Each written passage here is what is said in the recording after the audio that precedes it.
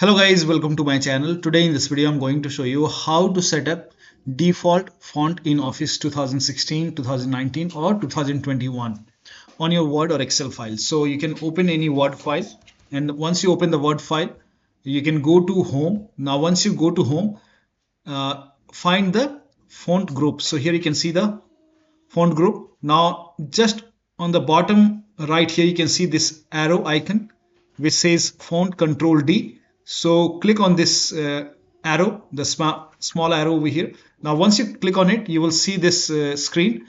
Now on this here you can see the font style. So you can you can select the font which you want, and you can select the font style which you want, and then you can select the font size which you want. So whichever font size you want you can select it, and then click on set as default. And once you click on it, over here select the option which says all documents based on the normal template, and then click on OK.